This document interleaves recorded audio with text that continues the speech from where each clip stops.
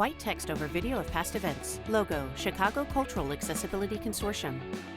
Professional Development Series presents How to Use the Equipment Loan Program.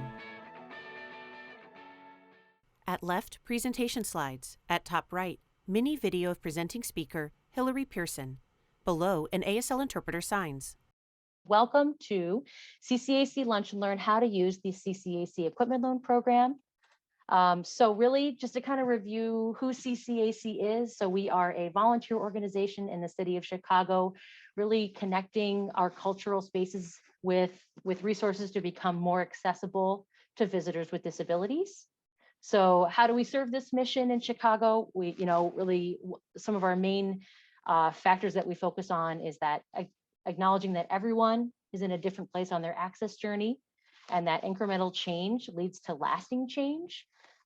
Positive encouragement and striving to go beyond compliance is really the goal. And something that is something to note about CCAC is that we are a volunteer-run organization at every level of the organization, from our steering committee members to our co-chair leadership to our board leadership and executive committee. We are all volunteers.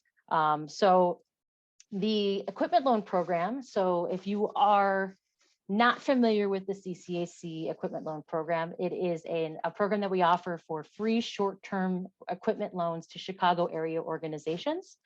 We'll get more into the details about those different pieces of equipment, how they're utilized and who they're for as we get through the program. Really, we are helping to support organizations that are interested in access and access programming, but may not have the funds currently to support buying accessible technology themselves for one engagement, or maybe aren't at the place yet where they're supporting a season's worth of accessible programming and are really just learning.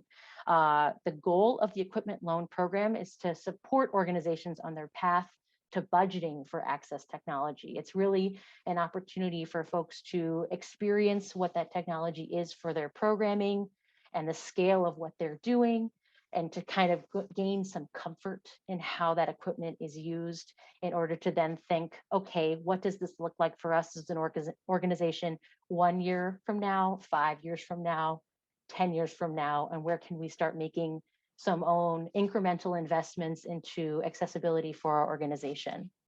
So CCAC maintains an inventory of equipment at the Peggy Notebert Museum, which is then used across Chicagoland, and we'll have a little bit more information about where to access and kind of what's changed for those who maybe are returning to the program. How this works in a nutshell is that organizations submit requests through the equipment loan process on the CCAC website. So there's a page that's specifically dedicated to equipment loan program on Chicago Cultural Accessibility.org. And we can share all these resources out as well. And then you review the equipment there. There's some bulleted out information on what each sort of piece of equipment comes with. And then there's an actual web-based form that you fill out, and then that is submitted to us for review. And then everything from there is coordinated through our CCAC team. We'll have some more information about this and kind of what that submission process looks like later on in the program. So types of equipment available, not going to get too heavy-handed into this since we're going to talk about it, but there is a stationary audio description kit for that folks can check out, stationary assistive listening system, some similar pieces of equipment that you would find in an audio description kit as well there. We do have a portable FM assistive listening system, which is a great add-on. And then we have some do-it-yourself captioning equipment to help support different modes of captioning and the options that you might want to consider based on what your space and environment are going to be for your engagement. So just a few facts by the numbers. We've had over 50 organizations benefiting from the equipment loan program since its launch. We have new organizations continuing to connect with us on a year-to-year basis. We actually have some new companies that have requested equipment for this season. The program is possible through the support of the Michael and Mona Heath Fund, the PERT Foundation, and of course, Peggy Notebert Museum, who is hosting the equipment, and then from donations from our CCAC community, from folks like you attending, help support this mission and the upkeep of the equipment and everything to keep it moving. So now I'm going to transition and introduce Brittany Pyle, who is the Director of Production and Audience Experience at the Chicago Humanities Festival. Brittany is actually also a former member of the steering committee with CCAC. She was on the committee for 4 years, 6 years, somewhere in there. It was 4 years. So she's definitely comes with a lot of knowledge on the programming for CCAC and using the equipment loan program. Her goal is to make the Chicago Humanities Festival the most an enjoyable and inclusive at all of its stages, from ticket buying to the presentation of an event. She oversees the audience services and production teams and serves as a primary liaison with the festival's over 40 cultural and community venue partners. From 2016 to 2021, I could have just read the bio better. I would have gotten my years right. She was a member of the Cultural Accessibility Consortium, Chicago Cultural Accessibility Consortium, working to make the city's cultural institutions accessible to people with disabilities and older adults. She holds a BFA in photography from the University of Illinois at Urbana-Champaign. And before I transitioned to Brittany, I realized that I did not do an image description for myself with all the hubbub of the audio snafu. So I will do that really quick. I am a 30-something-year-old white woman with glasses and big headphones with a floral black and green shirt. And I'm sitting in my office space. You will see the lights probably turn off in my office space at some point. So if you see me frantically waving around my hands, I'm just trying to turn the lights back on in my office. So now, without further ado, I will transition to Brittany Pyle. Hi, I am Brittany Pyle, and I think that's very amusing about your office, Hillary, that if you're too still, the lights go off in your office. I've seen you in your office enough to know that that's how the lights are working in your office. So hi, everyone. I'm Brittany Pyle. I am a mid-30s white woman with long auburn hair. I'm wearing big black headphones, and I'm seated in front of a window with white curtains. My pronouns are she, her. I know that Chicago Humanities Festival was selected specifically to give this talk because we are sort of like the golden rule of what we would like to see out of the equipment loan program, in that, as Hillary mentioned earlier, we bought all of our own equipment after having gotten some experience with it through the equipment loan program. So that's like exactly the behavior we want to see, though we know that depending on the size of your organization and the budget, that's not always possible. So wanted to go through what each of these pieces of equipment does based on our experience using them, things that you can expect, and kind of how to plan if you do have a roadmap for buying this equipment and using it yourself in-house, how that might work, how you might begin to plan. So for us at Chicago Humanities Festival, we are a primarily talking-based organization. We put on about 100 unique events a year that are conversations, interviews on stage. Sometimes we have performance, music, poetry, things like that as well.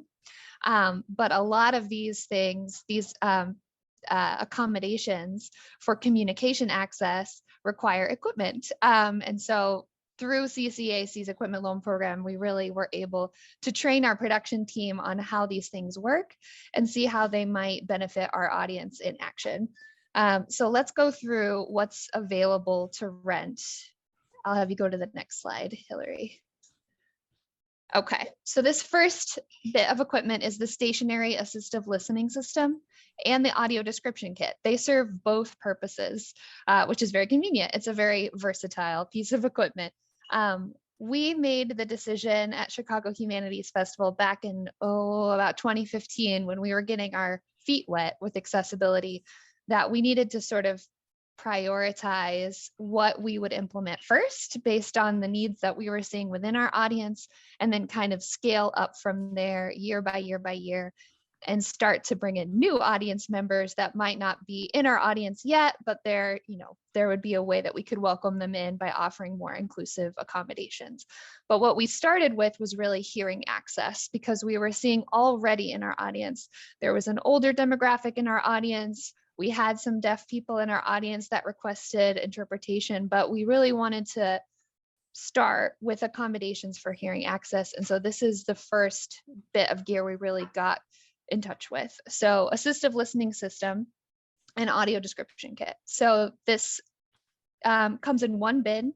You'll see in photo number 1 that there's a clear bin with all of these distinct pieces of equipment in them, which includes a carrying case for these receivers, as well as headphones and earbuds.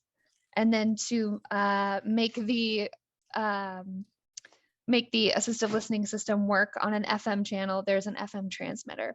So you'll see in image number 2, there's a carrying case to port them between Peggy Notabar and your organization, your museum or theater.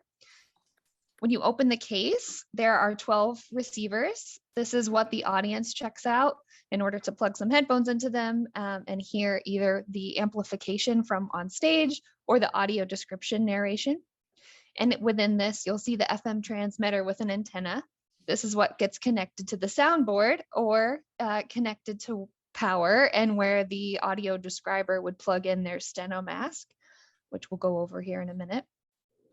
Number 4 is showing the FM transmitter a little bit more close up. We've got the antenna velcroed to the top of the FM transmitter so it does not get lost. One thing that's really important for any of your production staff that might be setting this up is to pay attention to what channel you're on. I think that this question gets asked a lot back to CCAC of why aren't these things working? Because maybe your FM transmitter is on a channel that the receivers are not on. So there is a way of testing that in advance from the receiver that the audience member would be holding and what is actually shown on the transmitter. You want to be on the same channel. It works like a radio. And then image number 5 is a close-up of the receiver. It's got very simple controls, so there's less for the audience to maybe tinker with. You've got a volume control that turns it off and on. There's a headphone jack, and there's a little power button that shows that the battery is charged and it is turned on. All right, so let's move on to the next. So more to this kit. You'll see in image number 2, there are some over-the-ear cushy headphones. This is what will be used for assistive listening. So this is actually cutting out the ambient noise around and just piping the microphone feed directly into someone's headphones so they can have that amplification.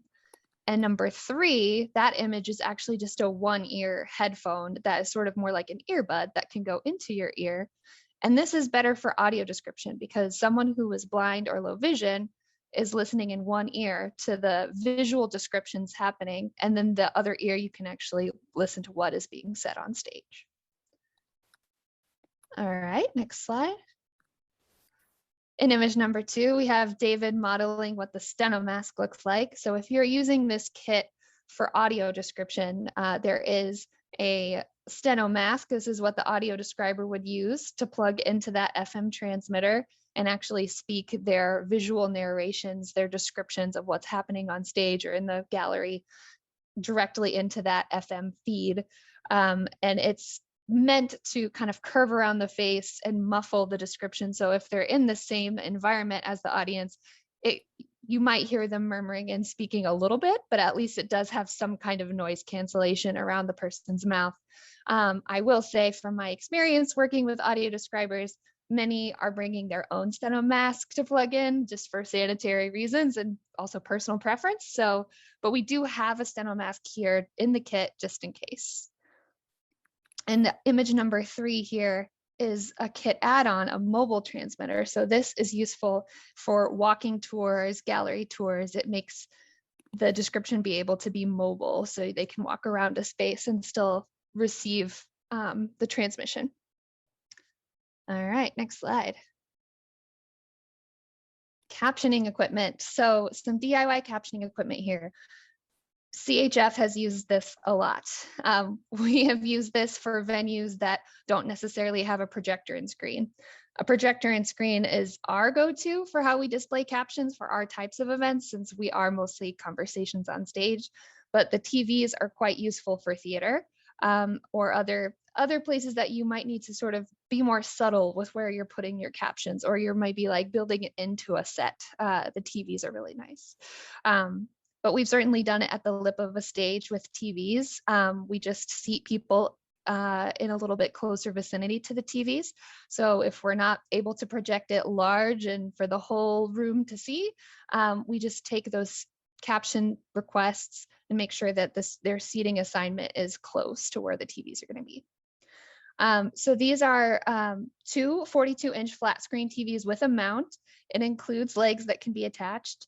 And please, please, please attach the legs. We have had a situation where at the lip of a stage, someone who was helping us unpack these TVs were just propping them, but they are liable to fall over if they are just propped. So please attach the legs if you're hoping to have them be freestanding on the stage and they're not mounted to a wall. Or if you'd like to use the TV stand, there is a sort of tall TV stand that you see in image number 3. And we've also used these tall TV stands at the theater. So it's just trying to get more rows back in the theater to be able to see those TVs. Not pictured here is also a portable projector that could be checked out and a retractable projection screen with a tripod stand. So you do have options here of if you'd like to project your captions versus that you want them to appear on a TV screen. If you're using the TV screen, you would be connecting the captioner's laptop through either HDMI cables or I think it's HDMI, but there's a few converters here for you to connect a laptop to the TV. So that's how that would work. I should also mention that this gear is not one and done and now you have captions. You also have to connect this gear with a professional human captioner who would be bringing their own equipment like said laptop and a steno keyboard. So they would be bringing that with them in order to connect up. And this is just a way to display their captions. You'd be working with a booking service or an individual captioner if they work one-on-one contracting. But there's sort of two types of captioners. The ones that specialize in live speaking events like our captioner here today, or a captioning service that is more skilled with scripted material, like giving them a theater script. The live talking, there's several options in Chicago and nationally. If you'd like to use a booking service instead of contracting someone directly, there's a number of options. The ones that started local were Caption Access and ACS, but now they're owned by the national company AI Media, but they work with a network of captioners from all over the nation. Also local would be Efficiency Reporting or Dillon Reporting Services. And Rev is another one. Rev offers video captioning or a national network of live captioners. So you've got some options there for live talks. And then, I should mention about the national captioners actually, that there are options to have the person either physically in the room to caption, or you can give them an audio feed from your room and they can caption from anywhere. They can caption from any city as long as they have a clean audio feed of what's happening at your event. And then for scripted performance, the professionals that I know about are Caption Point or C2, but also there's DIY options. If you don't want to work with a service, but you have scripted material, you could absolutely use PowerPoint and have a staff member or volunteer populate the scripted captions onto individual PowerPoint slides and have that staff member or volunteer advance the slides when the speaker gets to that scripted portion of the script. So there are options for how to display captions, but just know that this equipment needs to connect up with some professional element to make them all happen. Okay, next slide. Or is there a next slide? No, I think we're done with your slides. Okay. Oh, last thing I will say though about budgeting. So just keep in mind that, CHF had a long arc since 2015 of budgeting for accessible services and budgeting for equipment. It's just helpful if you have an access plan. So you start with, the low-hanging fruit of what your audience might need right now, and then what you'd like to get to in a couple years, and then slowly build that into your budget. It's good to start getting quotes based on asking CCAC what they spent on their gear, and put that into the budget, and getting quotes from these services. What do they normally charge, and how can I build that into my budget for a season, or how many events we kind of want to start with? Like, let's start with providing captions for 20% of our events, or just start with making some goals and assigning some numbers to that. And then you'll get there. And for CHF, since we have about 100 unique events a year, we've operated on a request model in the ticket buying process. And so we've seen amazing success with that and really offering it up front in the purchase pathway when people buy tickets to our events. And yeah, you'll slowly get there and offering a full slate of accommodations. So yeah, I think there is time for questions for me. Is that right, Hillary? Yes, if there's any questions that have been submitted in the chat that we can take a quick look at and review, Brittany, feel free to do that. And then, or if there's anyone who wants to unmute and ask a question, this is a good time.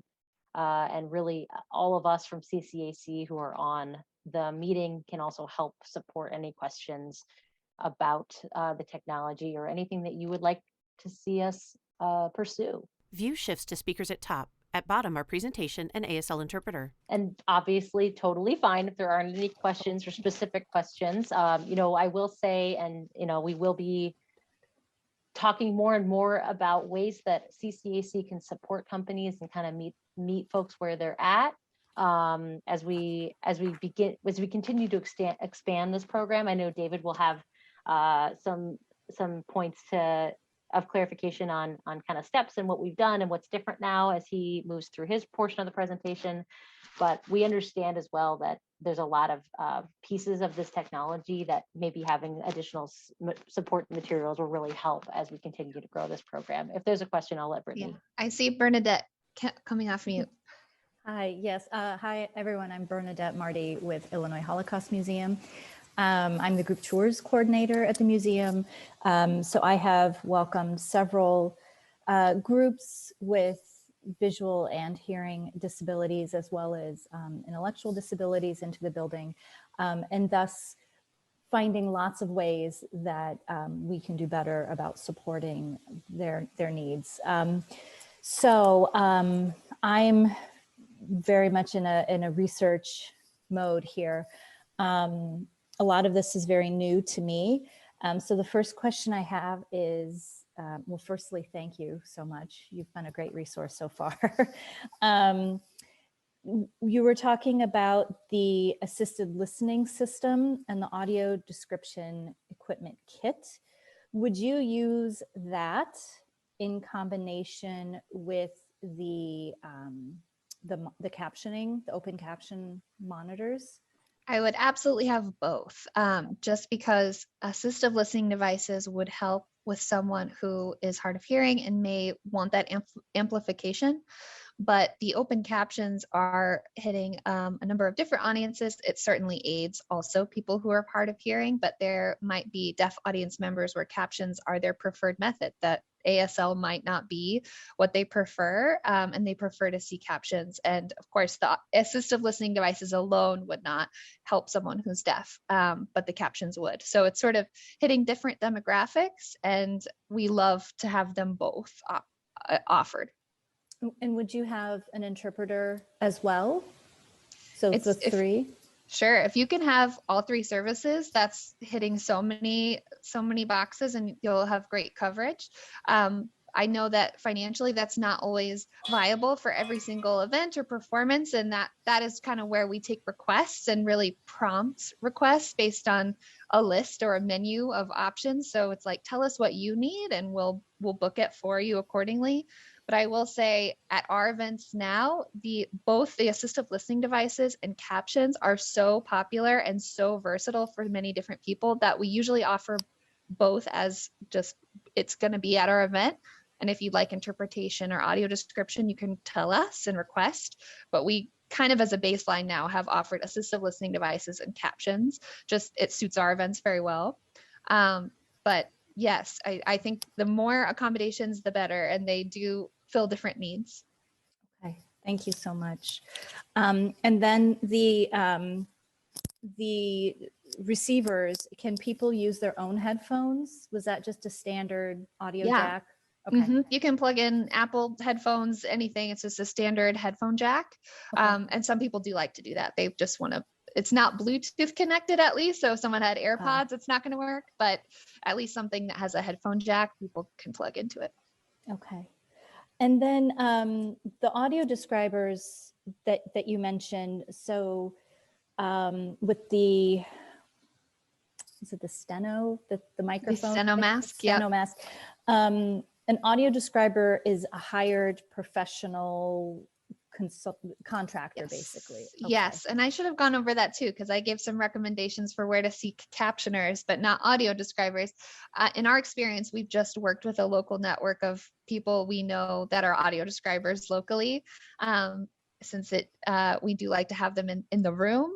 So I'm sure that CCAC could recommend a long list of folks if you wanted to reach out to connect to an audio describer, but we work with them just on a contract basis. They'll give a rate either based on their hourly time commitment or how long it might take them to prepare for a play or something like that.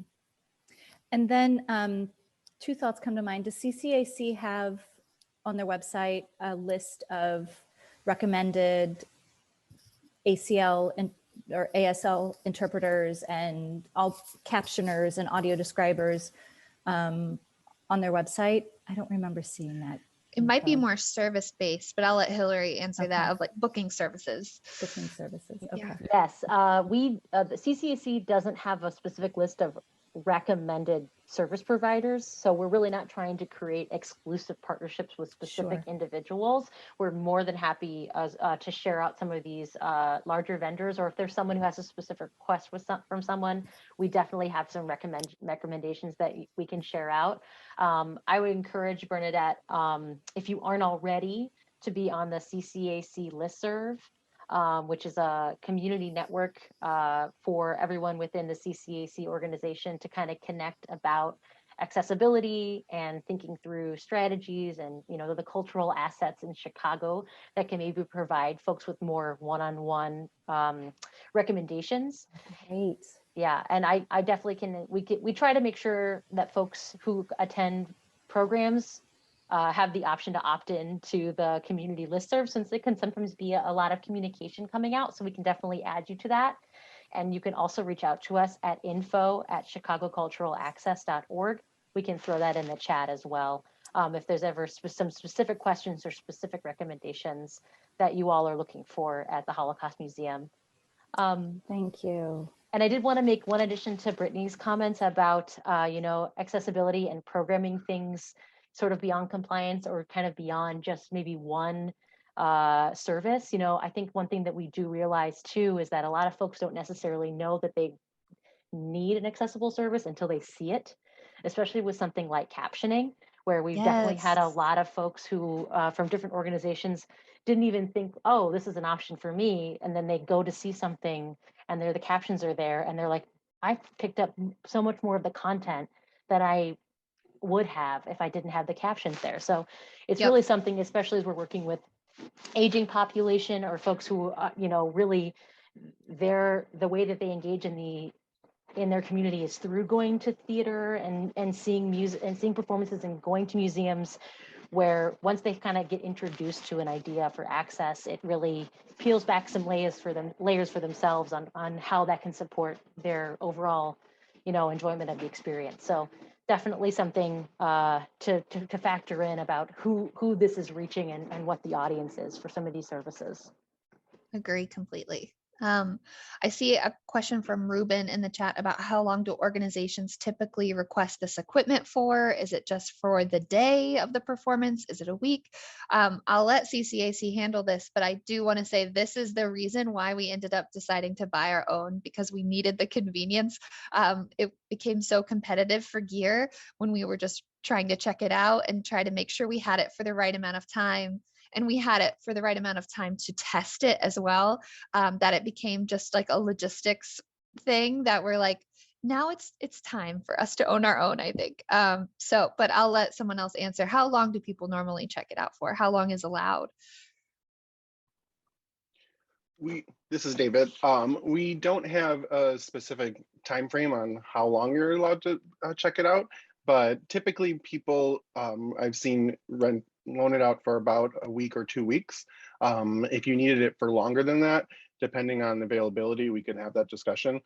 We do have multiple pieces of equipment, so if we could possibly make accommodations for a longer time. But yeah, usually a week or two is typical. Great. It looks like we have a question from Jen that she'd like to vocalize. Hello, everyone.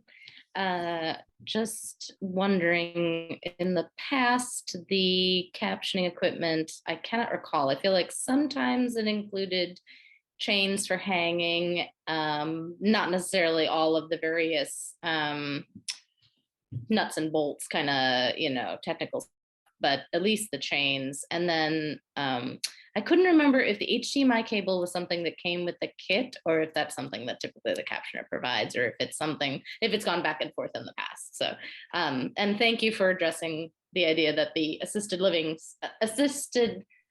listening plus audio description kit is actually touching on two different audiences, and that they require, a service from a professional captioner and a professional audio describer. Hello, we're in the house, so good to see y'all. I will say this, the captioner will not be bringing HDMI cables. So that would definitely be from, making sure that that gear is already provided and all they have to do is plug in their laptop basically. But Hillary or David, do you recall if I think there are HDMI cables in this bag from my memory, but please refresh my memory. Yes, so the TV comes in a very large TV bag, and in there you'll also find HDMI cables. And if you do rent some of this equipment out, beforehand we would have just kind of a little bit of a conversation on your specific needs. And so we have various different HDMI cable lengths that we could also include in the kit, as well as for hanging. So one of the TVs, we have 4 TVs that we are able to loan out. One TV comes with a stand. That's the one that's on the screen right now. And then 3 other TVs are able to be hung with chains or have their feet attached to them. So great. Yeah, I have used the program frequently in the past. Very familiar. Yeah, so I think then the only follow-up was that I keep hearing the word rent used, so I didn't know if that was a change in the program. Borrow for free, no renting, no money needed. And then there's a question from Ruben about how do you go about connecting with folks in the community who would make use of these services? North Life Theaters has specifically been struggling to get audiences to take advantage of the new audio description services this season. I'm curious if other CCAC folks would like to contribute. I would just speak on behalf of CHF that we've really tried in past to partner with different blind organizations. I know now Bill Green is working for Lincoln Park Zoo, but we've connected with him when he was at Blind Services Association just to see if we could get the word out. We have worked with Chicago Lighthouse, I think is another group that we have reached out to partner. Especially when we were piloting audio description, we wanted to make sure we were doing it right. So we wanted to give free tickets and compensation to folks who would be willing to sort of be our consultants and have someone who was blind to come listen to our audio description, see how it was checking out the services and give us feedback of like, how can we make this smoother? What would make it better? So I would recommend that, but other resources, please chime in.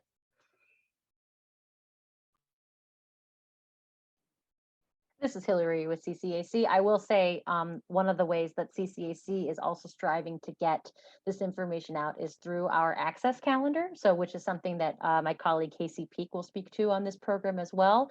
And one of our goals also as part of sort of our growth goals as an organization is to figure out new ways that we're getting the word out about accessible programming across the city through social media, through just connecting with partners. Really, that's the key word Brittany mentioned, is just that partner connection, because there's a lot of trust, when folks are investing in something financially to come see a performance that has these services provided, and then for them to not have to have additional barriers once they get here.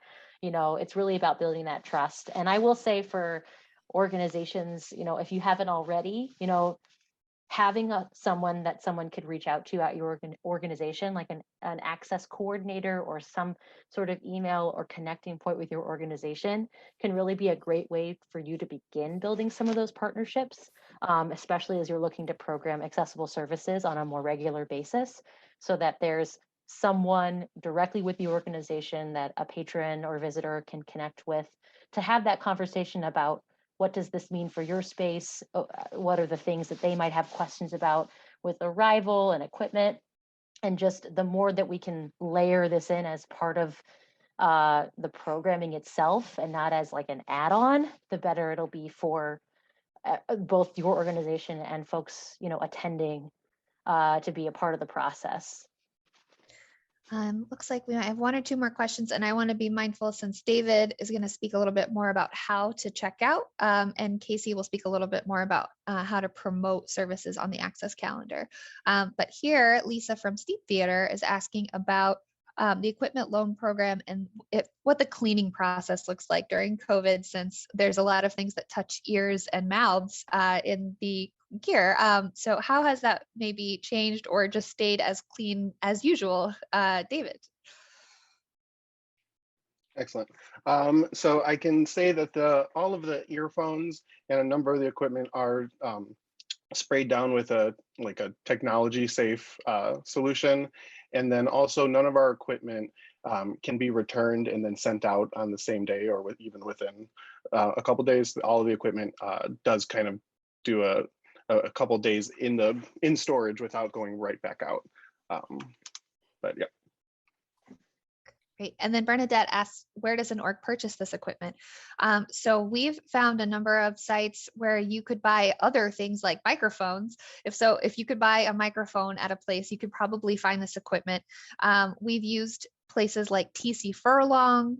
Williams Sound is what the brand is of this this assistive listening device kit, I believe. So you could buy from a vendor or the brand directly, like Williams Sound. We've also bought our steno mask on Amazon. So there's some things you can find on Amazon. So basically, if you could find audio visual equipment from the place, you could probably find all of these things too. It's not a special accessibility site to my knowledge. Chime in, anyone, if there's other places that you like to use. Yeah, Sennheiser as well.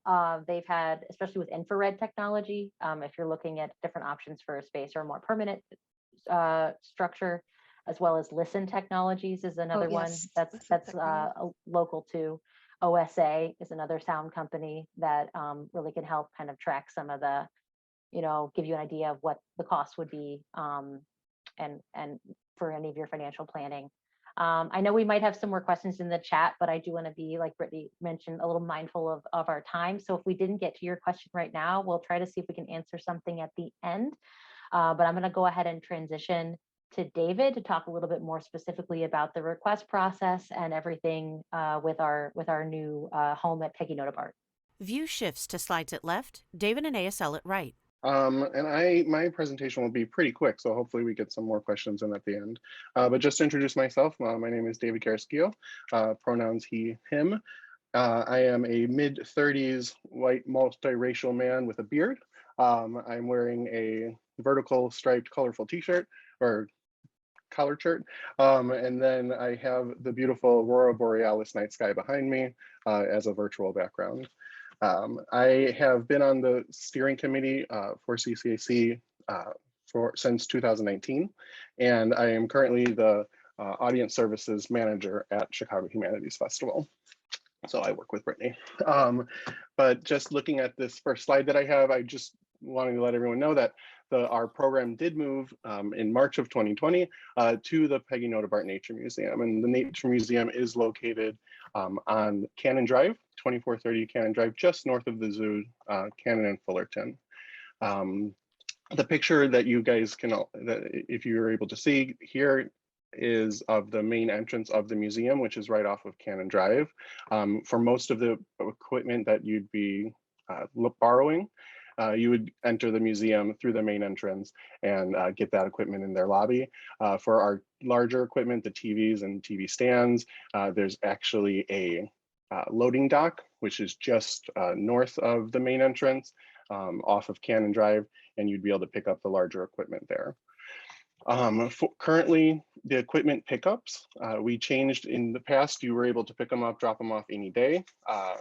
With COVID and a number of other considerations, we now have specific pickup days and drop-off dates. The pickups can all be picked up on Thursday between 10 and 4, which are the museum hours. And equipment returns normally will be Monday and Tuesdays. Currently, the museum is closed on Tuesdays and Wednesdays because of COVID. But like I said, pickups on Thursdays and returns on Monday. To enter the museum, they do require a proof of COVID-19 vaccination as well as a face mask to enter the museum. Next slide. So I'm just going to actually read through this, but if you feel free to read along, this is just a screenshot on our website of the explanation of the program and the equipment loan process. So just reading it out loud, to request a loan of equipment from CCAC Equipment Loan Program, please submit this completed form at least 2 weeks in advance of performance date. If you have borrowed from us before, your organization should be in our system. If not, please add it to the fields below. If the event is approved per CCAC loan schedule, we will be in touch with next steps and paperwork. So that just to touch on that a little bit, if you're able to, we do ask for 2 weeks in advance, but some of our theaters and museums request equipment months in advance. I know that you guys a lot of times will have schedules quite in advance. So you're feel free to do that, and then we get back, and then typically closer to the event, be more in touch with more instructions on pickup and drop off. If you see that the equipment that you would like to borrow is checked out on the days that you need, put the request in anyway. We're always willing to try to make exceptions and see if we can, also if there's been cancellations or things like that. If you ever have any questions about the program, you can always email equip@chicagoculturalaccess.org. Next slide. So I'm just going to walk through the new process. It's actually very simple. We've worked a lot with our web developers to make an easy form that you can just go online any time of day, fill out the information and send that in. So some pretty standard information. The first image, we're going to need the name of the performance of the event, as well as what kind of type of event it is. And then in the second image, you'll see just the adding the name of the organization. So if, like I said before, if you've rent or loaned from us before, we'll have that information in the system. So that's both the name of your organization as well as contact. But if you're a new organization, which we love, we would just go ahead and have you click that box. And if we go to the next screen, this is just going to be the information that we're asking for. So not too much crazy things, just names, contact information, emails, phone, and address. Next slide. Then we're going to have you just ask, we're going to ask what accessibility services you're going to be needing. So if you click that add button, a menu will come up and list all of the different things that we offer. So you won't have to particularly know each piece of equipment that you need a TV and an HDMI cord and a steno mask. We will just be asking what type of accessibility service you'd like to be offering, and then we'll all of the equipment will be listed in there. Next slide. Then an easy just pickup days and drop-offs. Again, all of our pickups are on Thursdays. So Thursday between 10 and 4, you just put in the time, and there's typically not going to be a reason that we wouldn't be able to accommodate the day and time as long as it's within those parameters. And then the return date, this is a screenshot from the website, but as I said earlier, Tuesdays is not currently an option. Once the museum opens up 7 days a week again, it would be though. And the next slide, easy as pie, just push submit. So that goes in, that sends over to our small team of currently me, fielding those requests. And we'll hopefully have a little bit bigger of a team in the coming year, but I will then get back to you, just letting you know that we've got the request, that it's used, that typically I've never had to say no to a request yet, but Monday maybe. But right now, I'll just let you know that that request is good. And then, like I said, a little closer to the date, being in more contact with instructions on pickup and drop off, and some waiver forms to sign. And I think next slide is that me? Nope. I think that's going to go to Casey. So, so one thing I did want to mention though is that we are building up our equipment loan program team, and we really are excited to start offering a little bit more assistance. Even the idea of just a YouTube list of how-to videos on how to use the specific equipment. I know that if you're just trying, hopefully if you get the equipment early, you can test it, and you're always welcome to email us. But for even a quicker understanding of how to use equipment, we'll hopefully have those videos and things like that. Once we get into having some more in-person events in the future, we're looking to hopefully possibly even host maybe a quarterly or twice a year program just like this, but even at the museum, where you'd be able to come and look at the equipment, test it out. But yeah, we just have to get past a little of this COVID stuff. And that's all I have for me. But if we have any questions about this, or we can jump right. Oh, do we have a question? Yay. Yes, Jen. Hello, this is Jen again. I was just following up because on one of the slides it did say if you see that the equipment is no longer, so there used to be, of course, the shared Google spreadsheet of goodness, where you could sort of, as a theater company, even like really plan your ideal date so you didn't overlap or compete with theater companies of a similar size or in the similar neighborhood, or, you know, like, since there's, you know, anyway, so just a question about that, if there's a way to do that, or if CCAC is now the holder sort of all that information. Thank you. Thanks, Jen. This is Hillary. That's a really good question. And it's actually something that we spoke about internally for a little bit as we were kind of rolling out the new process for signing up. With the fact that there's some additional components and we want to make sure that we're really accountable for our equipment, are there just some additional steps that CCAC is making as part of the request to borrow process, including an agreement form, really getting more control over the equipment to ensure that all pieces are coming back as they went out, that we have just an ability to do so. So we have moved away from that model of the shared Google Calendar in light of just accountability of equipment and upkeep, and also, you know, because of COVID, of making sure that we have everything kind of coming back for any sort of proper clean and disinfecting. So I definitely, the points that you raised about the community aspect of that tool being an important tool are definitely things that we need to be thinking about as we then layer on more and more and kind of get back to maybe some of our regular processes. But right now, I think really we're going to kind of stay as like the keeper of the keys about any sort of requests for equipment. And like David mentioned, if we're able to make it work for multiple companies and allow to have some cleaning and prep and turnaround that makes sense, or kind of connect companies through us to see if they can figure out a schedule that works if there's some overlap. I think that's where we're at right now to support not only the museum, to support Taking Note of Art Museum and CCAC plans.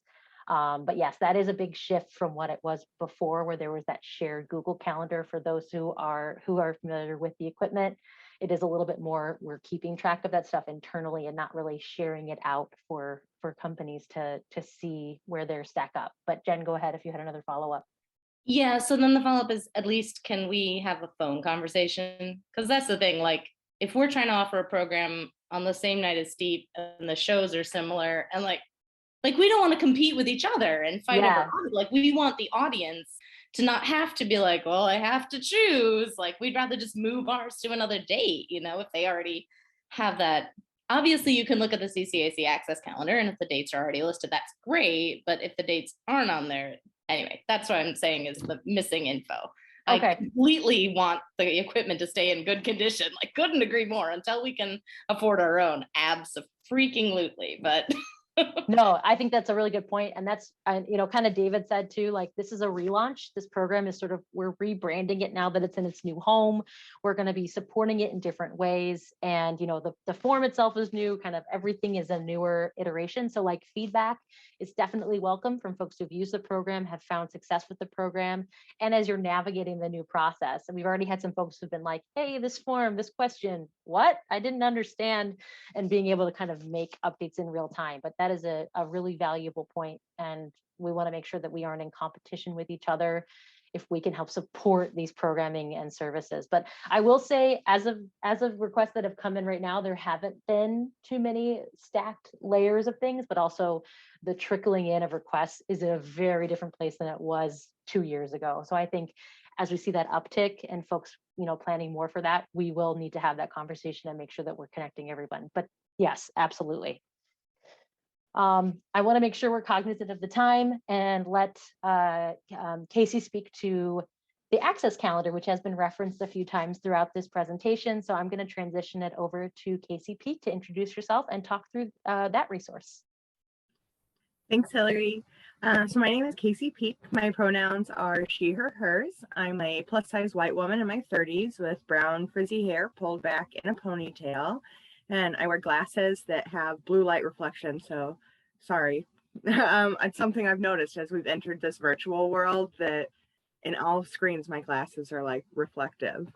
I've been a member of CCAC since 2019, and I do manage the access calendar. So the biggest things for our access calendar, you can visit the chicagoculturalaccess.org website. And there's a spot in the upper corner to just select submit an event, or you can scroll all the way down to view the access calendar and submit an event through there. If you borrow equipment from us, please put it on the access calendar. If you're borrowing from us, we want to make sure that folks are coming to see your events, and that people know that where they can go to find accessible events in the city. Please make sure that you include what access services are being provided. We do considering the way that the world is now, virtual programming to be accessible. We obviously, the more accessibility services you provide, the more reach that you'll have. But even if you're only offering large print programs, we want to let folks know that they can go and they can have that service. If you're just doing a virtual event, then hey, that still is accessible for folks that are immunocompromised at this point in the world. So please submit those events. The only event that we don't quite accept as the sole accessibility is for being free, just because we want to make sure that if somebody's going to an event, that there's going to be a service for them to be able to participate beyond just that cost barrier. Yeah, we ask that you submit events at least 3 weeks in advance. That's just so that we have plenty of time to get it on the calendar and plenty of time for folks to see it. Obviously, if it's less than that, I'll still post it. I check those submissions really regularly. But we just ask for 3 weeks in advance to be cognizant of folks planning, especially because with these access services, you also have to keep in mind that folks may need to plan for PACE or other transportation. So we want to make sure that they have the time to do that as well. So we can go ahead and go to the next slide, which is just going to be kind of what it looks like once your event is posted. So viewers can navigate based on what the access is or the date, different things like that. And this year, we're really focusing on ways that we can expand the reach of the access calendar so that more people are seeing accessible events in the city. So we're going to be doing highlights on the CCAC Facebook page, doing more collaborations with other groups to try to expand that reach as well. And yeah, so I hope that you will submit for the access calendar. And they've put in a couple emails in chat for if you have any questions about the equipment loan or the access calendar, that info@chicagoculturalaccess.org. And I will turn it back to Hillary. Awesome. Thanks so much, Casey. I know we're just about at our 1 o'clock hour. So, I know we had some additional things pop into the chat, but we do have our emails up there for questions. You can email equip@chicagoculturalaccess.org or info@chicagoculturalaccess.org. And then we did drop in our survey. Obviously, this is a program that is evolving and growing for both our equipment loan and our access calendar. So we definitely would love some feedback if you've been a user of the program or if you're still curious about learning more. That's a good way to get in touch with us. I wanted to just quickly thank AI Media, our ASL interpreter team of Laura and Kathy, as well as Joe Gale, our captioner from Efficiency Reporting. And a big thank you to Brittany Pyle, David Carrasquillo, and Casey Peak for supporting through presentation, and our CCAC tech support team of Susan and Claire as well. But thank you everyone for a really good lunch and learn. I know that I'm coming away even more invigorated about what we can do next with this program. And this will be recorded as well, and we'll be posting it as a resource for the CCAC community. So thanks everyone. Have a wonderful day. All right, take care. Fade to black. White text on black background. Lunch and Learn. How to use the Equipment Loan Program. Presented by Chicago Cultural Accessibility Consortium. For workshop resources and more information, visit chicagoculturalaccess.org. Workshop speakers and accessibility. Hillary Pearson, CCAC Steering Committee Co-Chair. Brittany Pyle, Chicago Humanities Festival. David Carrasquillo and Casey Peak, CCAC Steering Committee members. Efficiency Reporting, Real-Time Captioning.